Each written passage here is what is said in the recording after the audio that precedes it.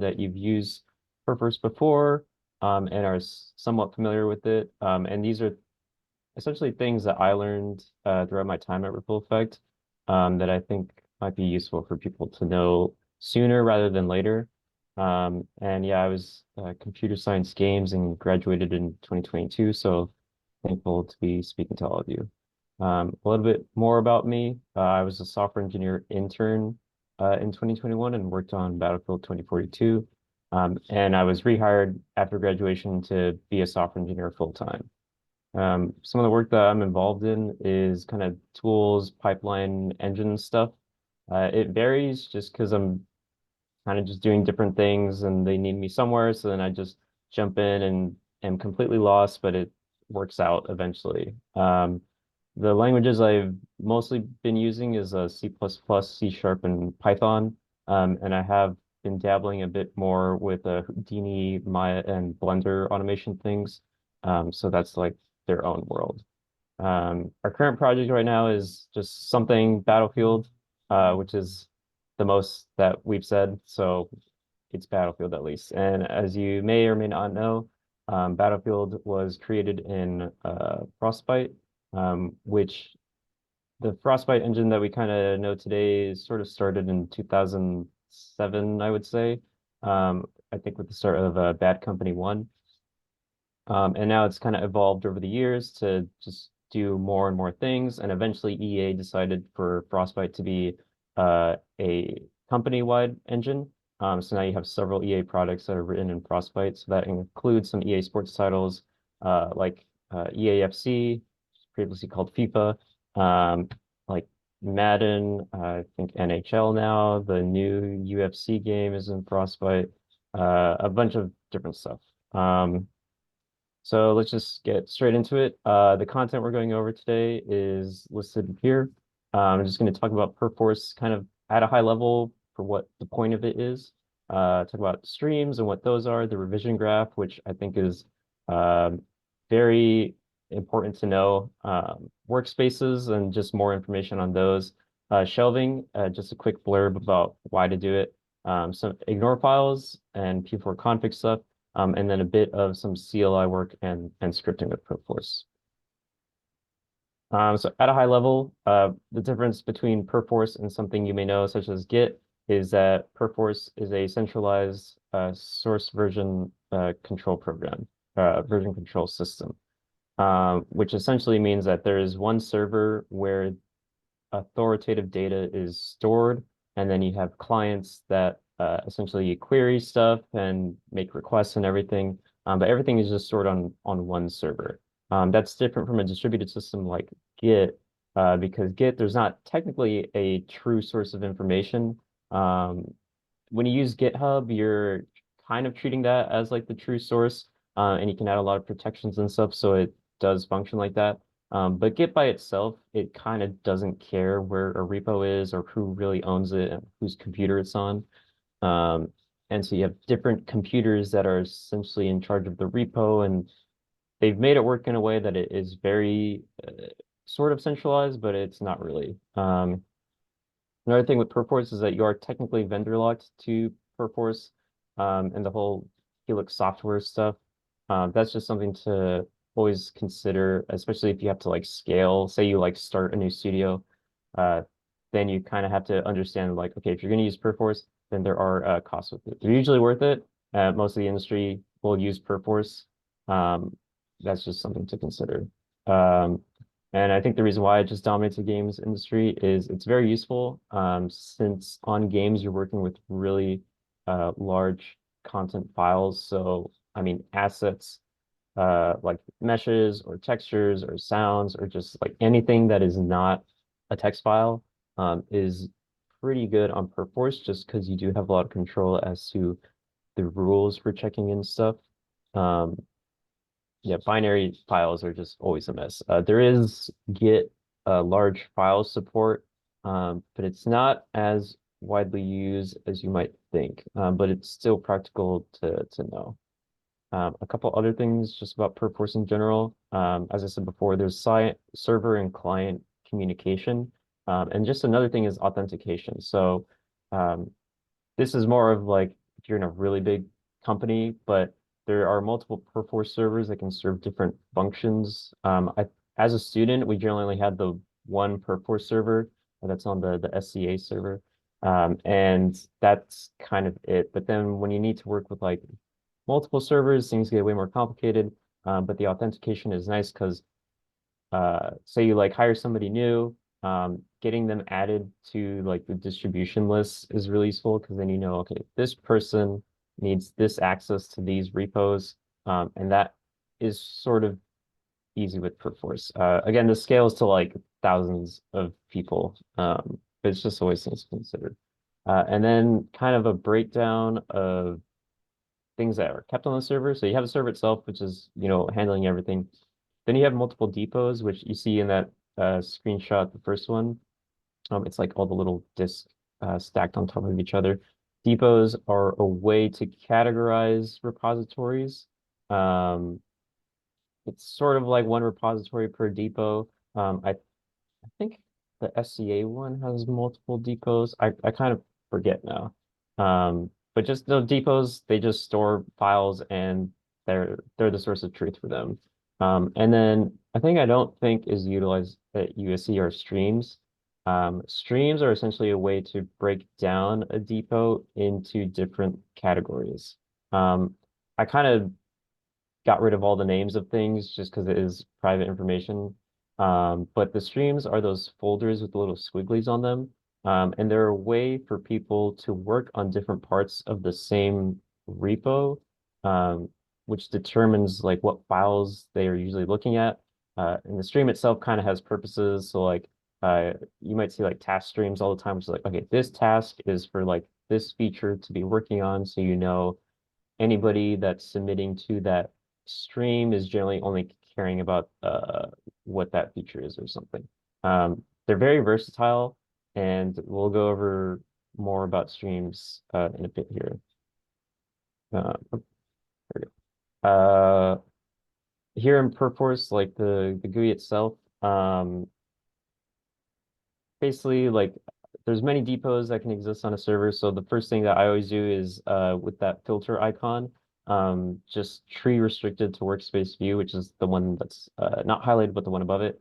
That gives you the image below. So you have like a one-to-one mapping of what is on the depot, which is the like authoritative information, and then what is on your own computer, aka your workspace.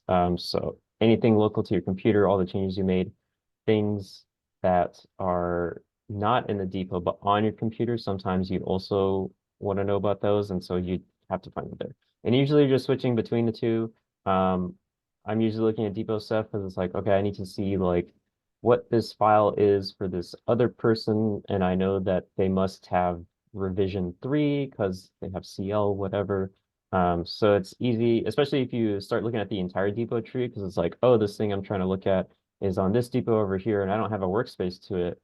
And I don't want to have to make one because that takes time to do, and I'm lazy. So I'll just look at all the depots and navigate to where it is, and I can see it there, and I can do different things on the file because I'm not necessarily trying to check something in or change something. I'm just trying to read something. Yeah, so here's more information about streams. So they're similar to branches in Git in that branches serve different purposes. It's very like up to you what you want them to do. But generally Perforce has like official categories for streams listed here. So there's mainline, which essentially has like no parent, and it always merges down to stable child streams and can copy up from less stable child streams. So streams themselves, you can create this hierarchy with them. So mainline is usually at the top, and you can have multiple mainlines as you see fit. And then you create new streams that basically inherit from their parent. So those are called child streams, and then a couple of them could be like a release stream. So it's more stable than the parent, right? Because this is uh, a stream that represents like code or data in production. So really, you don't want to ever be touching it unless it's like for very specific hotfix things. And you know that, okay, anything that's on this release stream is pretty stable, like it's very hardened. We've done a lot of testing for it and things. And say you want to grab a hotfix that you made on the release stream, then you can copy or merge that back to the parent for yeah, copy up. Um, for development, that is more used the mainline just because development is sort of, you can think of it as like a trunk that kind of has like everybody's work is getting added to it.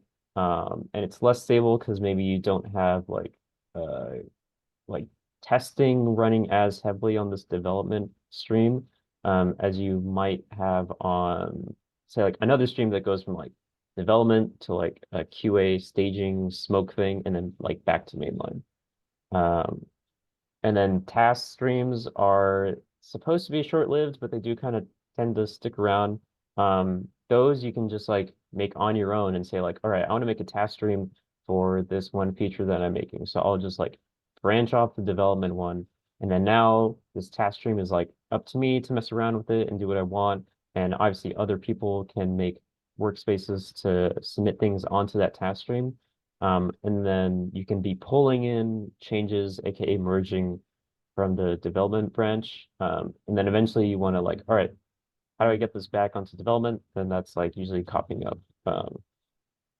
And then virtual streams, I think are pretty cool in that they're not really anything special besides the fact that they just filter files. So if you make a virtual stream off of your like uh, development stream, essentially what you want to do is like, okay, I want to take everything that's in development, say like these specific files that should be on this repo and things, and I want to filter out all this stuff that I don't care about. So say like on your depot you have like the raw meshes and like code. Well, you can make a virtual stream that's like, okay, this should be like code only stuff, so I don't care about raw meshes. You can make that with the virtual stream, and then that the point of that is that when you create workspaces, you generally want to create workspaces based off of streams themselves and not like handwritten. Obviously, you can handwrite them, but the point is that if you're based off of a stream, then any modifications to that stream would get updated on your workspace. And if it's a virtual one, then you can like create your own virtual stream that's like, it should be these files, and then you can like share that with other people that make their workspaces, and then they're just using your virtual stream.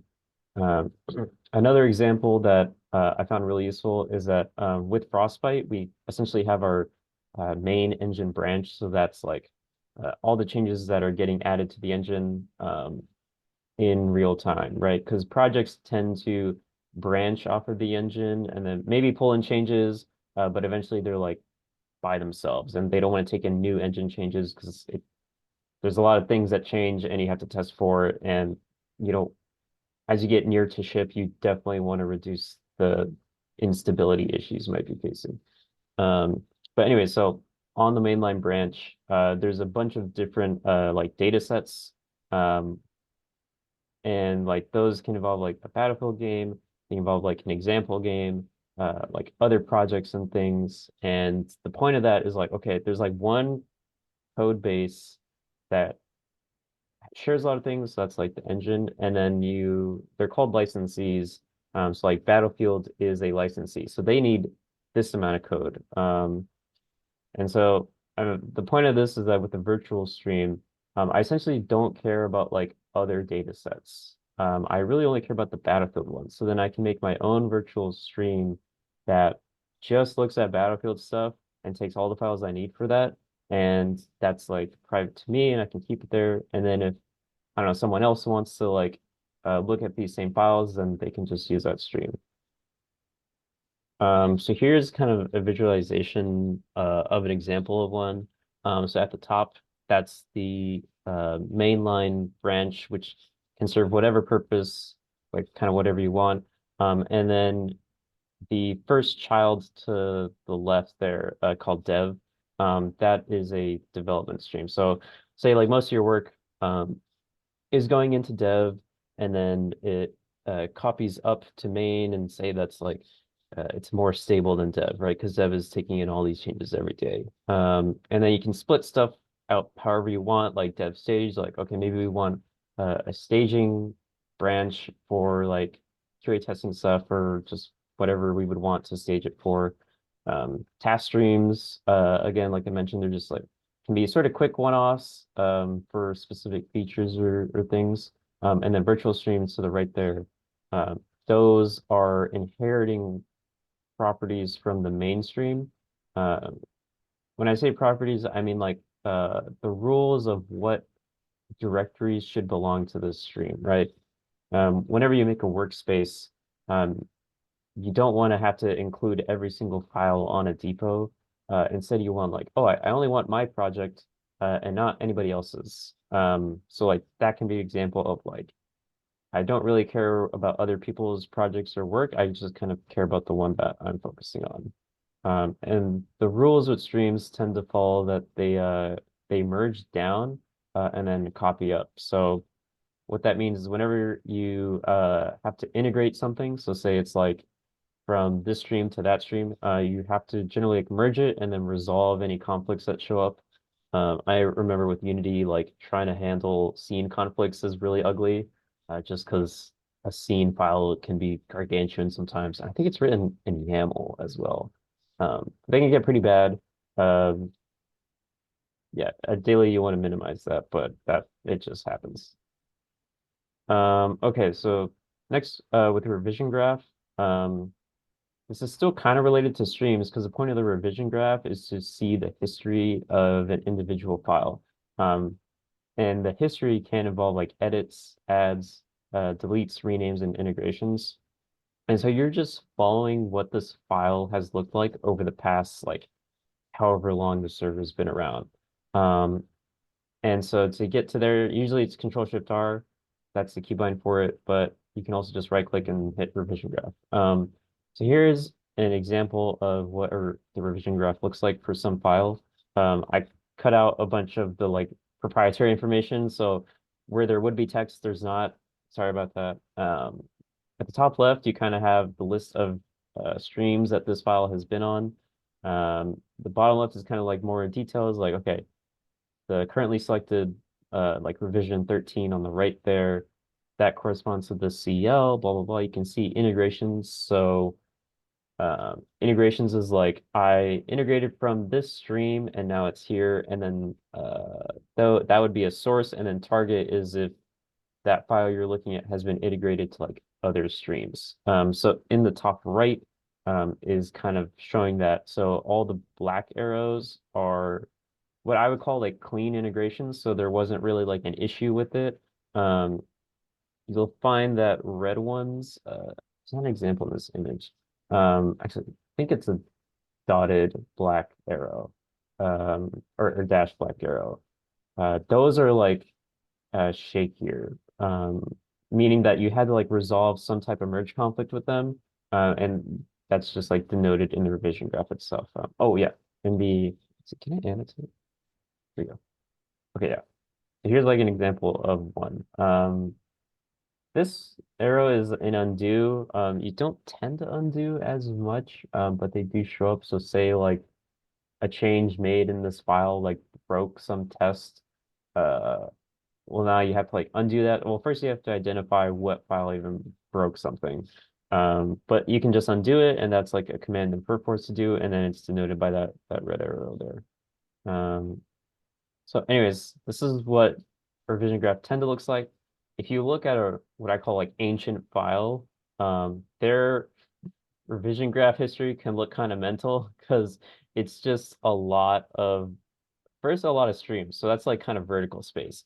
And then just history itself is horizontal. So I think this file is like started in 2011 or something.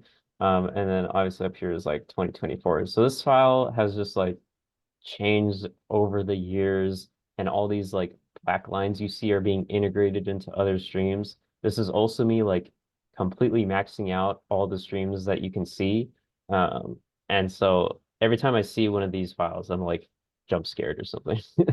Um, but okay, so you don't want to look at all this and it's really ugly. What you can do is you can filter the revision graph as to what branches are shown. So at the top right, there's that filter options. And then in the text field there, you're essentially filtering out like the names of branches that like you don't want. So say there's like stream 1, 2, 3. Well, if you just block out the word like / stream or something, then anything that follows that naming pattern would get filtered out. So g generally you kind of adjust the filtering like up here first. So you like uncheck and recheck things as you see fit, and then you go to filter options, and then you would do like current selection. So Perforce looks at what you have checked and unchecked, and it makes rules based off of that. And then you can save as default down here. So then the next time you open some file, it'll be using your default settings. So that's really useful just because, as I said, you don't really want to, some streams you just like don't care about, you're mostly focused on your own project or something. So this is always useful and pretty nice. Although this tends to be the most useful when you have like really big projects. So if it's just like you have one server, like one depot and one project, not as useful because you just see a straight line of changes. Um, so anyways, say you've like simplified the revision graph really well here. So it's like I'm looking at 3 branches that I care about. You have some integrations with the black arrows and like undos with the red arrows. Uh, what another tip that you can do is if you only care about commits that have edits in them, that is something you can highlight. So if you go to highlight in the toolbar, you can select show only files with edits. And so now when you look at the revision graph, you can see all the green bubbles are anytime someone actually edited the file. Um, and so that's useful, right? Because you want to know, hey, who wrote what line and like what exactly did they change? Because if you see, I guess this guy here, those aren't highlighted, meaning that nobody's actually writing to that file and making an edit. Instead, it's so far just only being integrated. So I know that I don't really have to look in that branch for whatever I'm looking for. Instead, I can focus on the green ones because it's like, oh, there's an actual like author that wrote code for this or something. Um, and so I found that very useful for just like navigating the history of something and seeing like, okay, when this file was changed, this was the CL that did it. The CL includes these other files, so then maybe I should look there. It's also just giving me an idea of who made what change. And then I can always ask them on Slack if they still work for the company. Like what was their thought process? Because I'm running into this problem and I'm just trying to understand like the situation. I tend to do that all the time, but annoyingly, because people can come and go at the company, someone that made a bunch of changes and you're questioning about, they don't work there anymore. So you just kind of had to maybe ask someone else or just deal with it. Um, Okay, so a bit more about workspaces. They describe what directories or files are relevant for a user, and as I said, you generally want to inherit them from a stream. Because on the stream, you can do the exact same thing you would on a workspace, and say what directories are relevant for this stream, what do I want, what do I don't want. And that's just really useful because then when you make a new workspace, you just say, uh, annotate again. You just specify like what stream you want to base it off of, and then like all the mappings are just like copied directly into that workspace. And they're not editable just because you're saying you want to inherit from this stream. Um, I found that really useful, and I feel like USC should use it more because I did not know about any of this before I started working for EA. A quick breakdown. So you give your workspace some name. That's just an identifier. You can search things that say like, oh, given this workspace name, what CLs were added, and sometimes that can help workspace first, like where it is physically on your computer.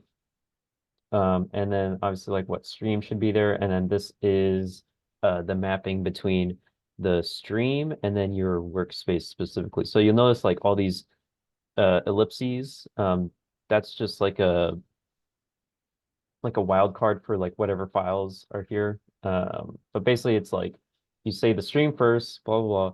you do space and then you do like your workspace. So say you want like, okay, I want a folder on this stream to actually be located in this folder. Like they don't have to be a one-to-one. So if it's like folders A, B, and then some file C exists in B, then you can actually just say like, okay, with all the files in B, I actually want them to be in like EF in my workspace. And that still like works. You tend to not really have to change that, but it is an option there.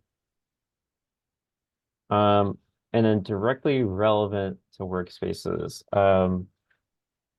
You'll tend to, as you work on more projects, you'll get more and more workspaces that do different things. And so what I did not know before is that there is actually like a favorites manager that you can use. And what that lets you do is you have all your workspaces just listed out.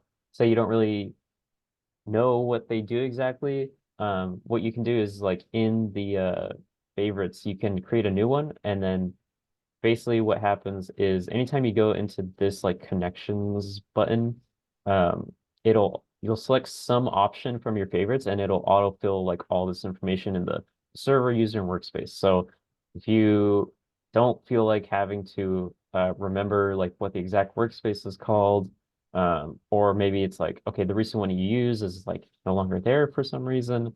Um, I found that just creating favorites was really nice. And then like I have a whole like archive folder of workspaces that I don't want to necessarily like get rid of just because if I have to open them to see something, then they're there. Um, but also our workspaces tend to be like a bit long because our streams are long, and then it adds your like username and stuff. You can actually give them a proper name that can make sense to you. Uh, so I just found that to be really handy, and I use it all the time. Next thing is just shelving.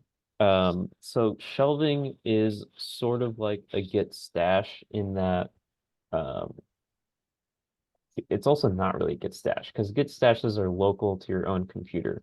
But the point is you want to save work. And so what you do is you would shelve it to your change list. And it's only like you can essentially only store like one shelf of a file there. If you wanted to have like multiple revisions shelved, that's not you can do it if you had multiple change lists, but you don't tend to do that. Um, and so the point of this is that, okay, say I'm running into some problem, and I think it could be like my code that's causing it, but I'm not totally sure. So what you can do is, I want to revert my code so I can go back to like as if I didn't change anything, but I also don't want to lose my work. So what you can do is you shelve those change files here. So like these are your change files. What you do is you just like select them and then drag them into the shelf, or you can right click and shelf changes. I think even right clicking on the change list itself, you can shelve from there. Um, but now they're uploaded to the server. And so what that allows is other people can actually grab the CL and then look at your shelf. And this is super useful if you have a bug and you want to share your code or like data or something with somebody else. You can shelve the file, you give them the CL, and then they can unshelve your CL.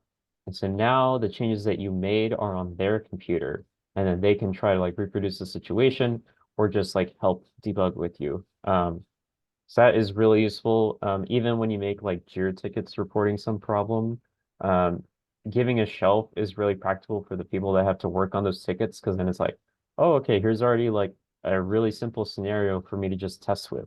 Um, it's super useful. And again, I don't think I ever I'm not sure if I ever did it before, but now I do it all the time, especially like at the end of the day, like you have a bunch of change files and you don't want to have to submit this because it's not ready, then you can just shelve it.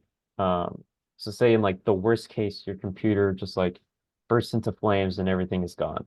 Well, all your shelved files are still going to be on the server, so you get like some other computer, you can still retrieve those shelved files. Really, situation usually doesn't happen, but shelves are great, so I'd recommend them. Okay, so one other thing is a P4 ignore file. So this essentially works the same as a git ignore file. in that you want to ignore files that you don't want to have to like check in or consider when reconciling. And reconciling is essentially just uh, like you've made a bunch of changes and they're not really tracked by Perforce, but you know those changes exist. So like you added new files or you changed other files. Um, reconciling is just uh, generating a whole list and making Perforce aware of all those things that you changed. So P4 ignores are great because say like here are like examples that I wrote down like OBJ files, binaries, anything from like Visual Studio, VS Code, IDEA, whatever. Things that are like specific to your machine and your running of the programs and things that shouldn't be checked into Perforce, right? Because you don't want other people to have this file just because it's only specific to you. They're pretty configurable, so it doesn't really matter like what it is, but you tend to find that these are what are usually ignored. Um, and then the P4 ignore file itself can be checked in so that way other people have it. So like I said, it works pretty similarly to a git ignore. Also in the fact that you can place multiple ignores in multiple directories so that they can write specific rules for that directory. Very handy. Although they do kind of coalesce in that the top level ignore file uh, is still active even if you're like way nested down. So sometimes it gets a bit weird. Here is an example of one. So it's like, okay, I just want to ignore test data in the bin folder. I want to ignore the build folder and then just these different files. And it's really easy to write. I highly recommend them. Um, especially because say there's some directory with like a bunch of different files um, that you know like okay you want to add some of them but you don't want to add these other ones. You can just right click that folder, you do mark for add, and then anything that should be ignored will be ignored. I think it gives you a little warning prompt that's like, hey, you tried to add things that should have been ignored. um, it won't actually add them. So that's really nice. um, and yeah, I just recommend using them like all the time. Um, on a similar note, a P4 config file, it's kind of written the same way. The ignore file was like .p4 ignore. This is .p4 config. It lets you set environment variables uh, for Perforce to use. So generally it's stored at the root level of the repo or like your workspace. Um, and that's like really useful if you have multiple projects on your computer. This P4 config file essentially just makes sure that like say you open a terminal, that the information for that project is still like intact. The example here is like, okay, the P4 port, that's the server that this project is meant for. The client is your workspace, and then user is like your username on the server. Um, and so here's kind of example. So at the top, I just did like a P4 set, which shows me all the environment variables for Perforce right now. So these are all just like default out of the box. You didn't have anything. And then in this example P4 config folder, I have a .p4 config that is setting these environment variables. So in this case, it's like the client, the port and user. The config was set automatically by Perforce because it detects that it's there. So now essentially I'm like, okay, I don't care about the defaults of the environment variables. Instead, Perforce, you should pay attention to like these ones. Um, and so even if you're in like a nested folder of that project, those environment variables are still kept intact. So again, it's kind of hard to say well like why this is good, besides the fact that you just have um, very like true information that like this project should be mapped to like this workspace, and then you can query a lot of information from that sometimes. Okay, so talking a bit more about Perforce as a CLI. So CLI is just like anything you can do on the command line with like commands and arguments. It's really useful. However, I tend to not do it all the time just because Perforce itself is good enough. It's really only when I want to automate something or if there's like a lot of data I want to go through. the simplest example being like if you want to grab all the change lists within the past day, you don't want to have to like go through the GUI and like copy information from Perforce into some like spreadsheet or something. Instead, like a CLI is perfect for that because you give it a command, some arguments for like the time or whatever, and say like, oh, I want CLs from this stream specifically, not the entire server. That is totally doable. So I always consult the Perforce website with like, how do I use this command? What arguments does it expect? And it's really practical, albeit rare for me specifically to use. Um, if you didn't want to only use things on the command line, if you want to use like Python, you can script P4 functionality in a Python file.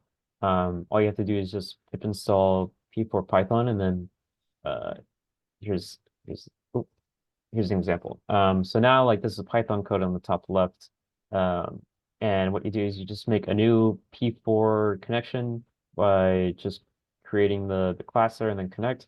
And then as long as it's configured correctly with like a P4 config and your working directory and stuff, you should be able to just use Perforce commands in Python, running them as like methods and things. So in this example, I'm just creating a label and tagging files from a change list with that label.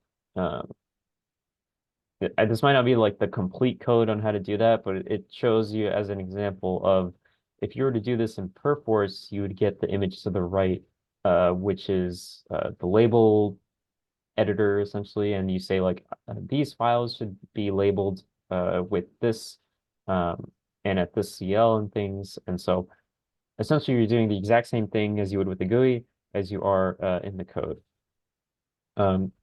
Back one slide here is just some example commands that Perforce, or I guess really they're just options. Most of the commands you would tend to just like look on the API website itself. But as an example, like once you have Perforce installed, you can open your terminal, type P4, and then you can kind of just do whatever. Yeah, so this was a quick presentation. I hope you were able to learn something. And obviously, if there are any questions, you can ask them. Does anyone have any questions?